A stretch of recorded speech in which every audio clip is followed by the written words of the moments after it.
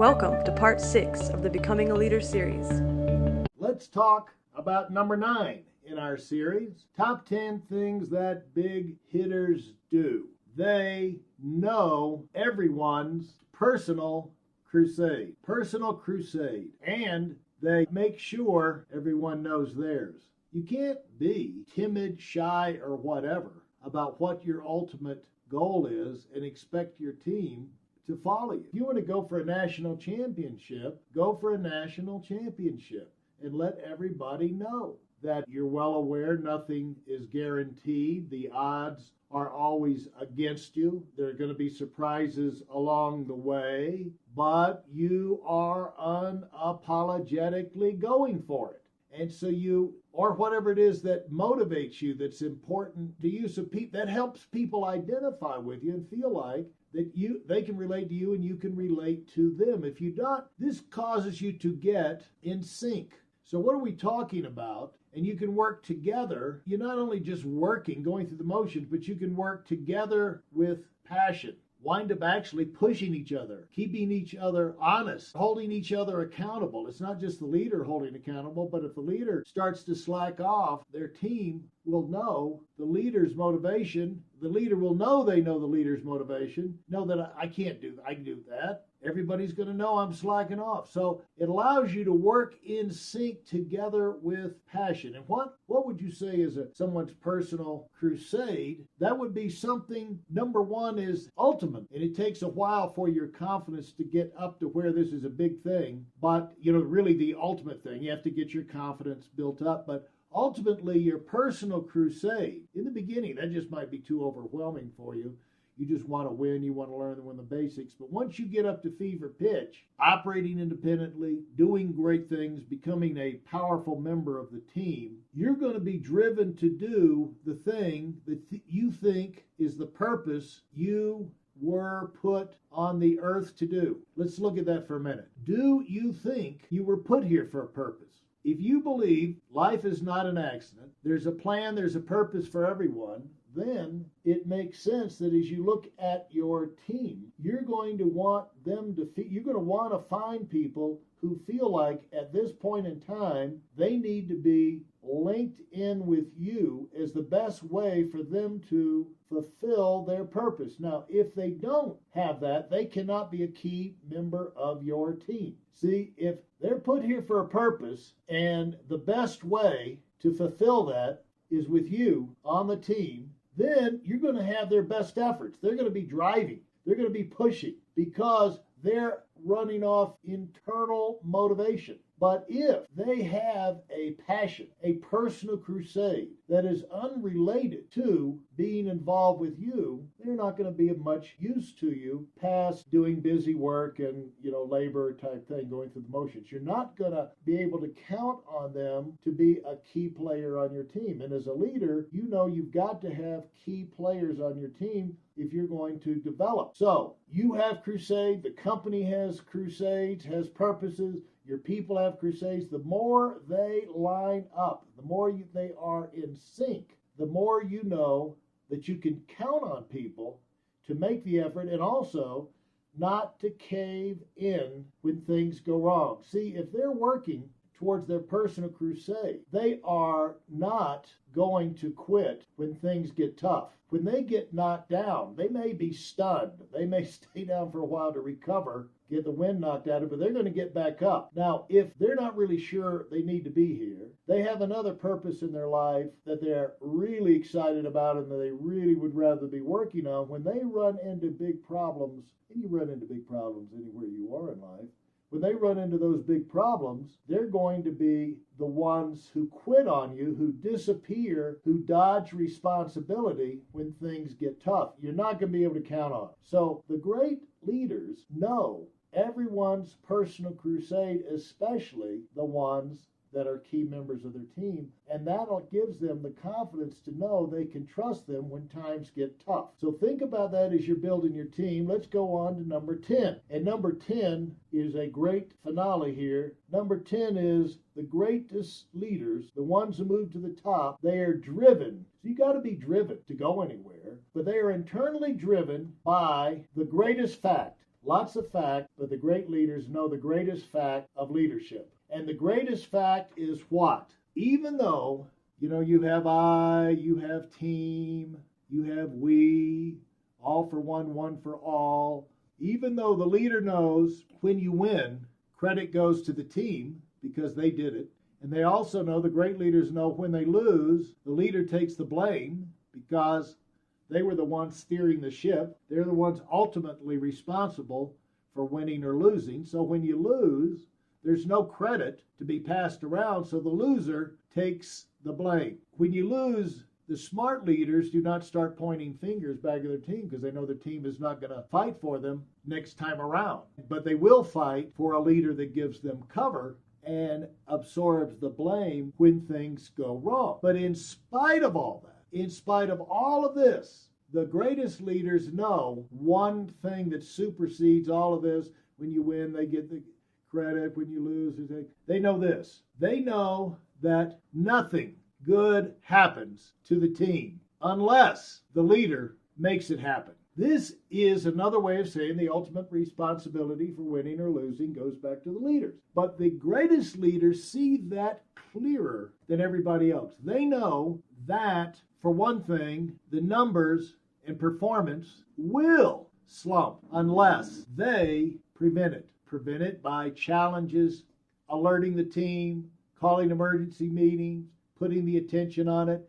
It's not that the numbers or the performance, it's not that it may, no, it will. It will slump. It's not a question of every month, every game, every project. You'll slump, you'll fail, you'll miss it unless the leader prevents failure and coaches the team. They coach, they drive, they inspire, they motivate, they excite, they track, they spotlight success. They keep refocusing everyone on the finish line. They leave nothing to chance. Now, why do they leave nothing to chance, or, as was said earlier, as little as possible to chance? Because anything you leave to chance will be the thing that can bring you down. Everything you don't have a program to make sure turns out right turns out wrong. See, in every area of performance of your business, in every business there's a flow, a pipeline of activity. And at every key critical point, the leader knows, let's just say the pipeline of activity to getting here to a big win. There is a pipeline, key points, checkpoints, and if you don't have a game plan for making sure that at every key checkpoint, milestone, your team is on track where they need to be. You can't have checkpoints 24 hours a day, 360 per minute. Too much. You got to turn people loose, let them work on their own. But you got to pull them back and say, are we on track? Are we on track? Are we on track? And let's fix it. So you keep your eye and you have game plans, and everyone knows what they're supposed to do in between all of these things. Everybody knows what they're supposed to do, when they're supposed to do it, and they know they're heading here, but by this checkpoint, they need to be on track and they need to have so much done by a certain thing. Every horse race, they know what they're at the quarter pole, the halfway pole, where they get ready to turn for home. They know if they've got a fast pace, a slow pace, or whatever. Every race in the Olympics, they have the benchmarks. They check 100 meters, 200 meters. They know their pace. They've got their stopwatches out. Well, in the same way, in all areas of life, as kids are developing through school, as soldiers are on the battlefield, as managers and employees are working on projects inside corporations, scientists are developing things, the people in charge know that if we're going to, the easiest thing is, especially when you have lots of people, the easiest thing is for people to get off track. They get sidetracked, to lose time, and what happens is you lose seconds, then you lose minutes, then you lose hours, and so every second during your time frame is as important as the rest. And what the great leaders know, most people don't get beat terribly. They take it serious, they work hard, they get beat by a little bit. Here is the deadline, and what happens is they almost get it done if they had a little bit more time, or maybe this much more time, they would have got it done. But the thing is, you don't have that much time.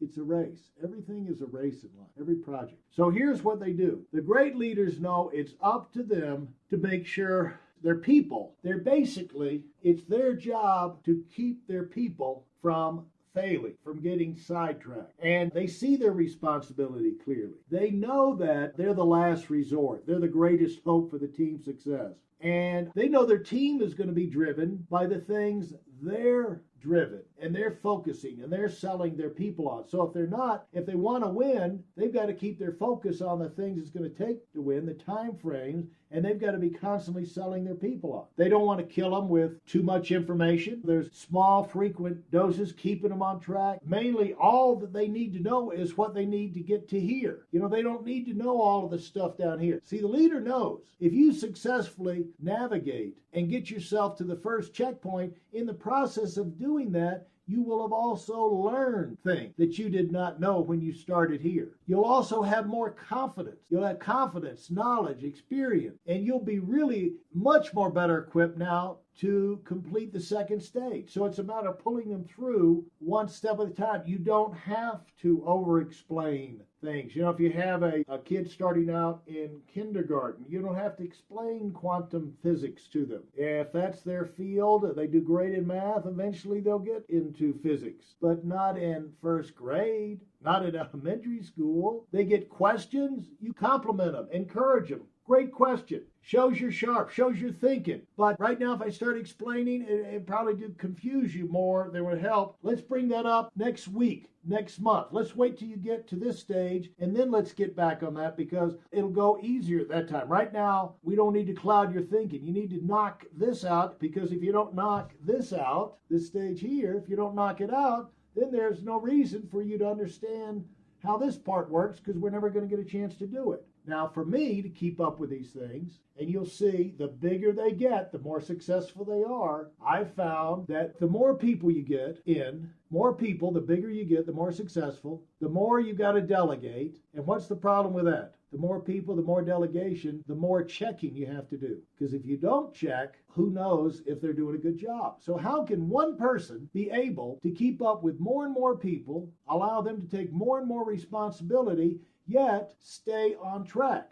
This whole thing of staying on track and hitting the benchmarks. How can they know rather than just totally lose control of organization? How does that happen? They use checklists. There's a variety of techniques, but this is really how the airlines run. The airlines, is it amazing? You ever see these maps with the dots of how many planes are in the air? Commercial flights are in the air at, say, just the United States at any one given time. It's thousands going to different places, different time schedules, different pilots. It's not surprising when they have these airplane disasters with problems with equipment and the planes go down. The miracle is the fact that there's so few of. But how do they keep up with that? It's such a valuable cargo. You got souls on board. That's what they call it.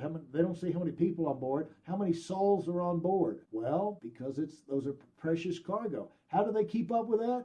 Checklists. If you're not doing checklists, you're not getting as big as you could get if you use checklists. So these are things that you find the big hitters do and use and the kind of thinking they have in their mind, because what they know is it's not the techniques, it's not the tools, it's the fact that they are the one ultimately responsible. People are looking to the leader to bring them through. Nobody but the leader has the viewpoint of the whole team. No one has the responsibility, the authority to call the shots and to keep the team on a winning track. So the best leaders realize nothing good happens unless they make it happen.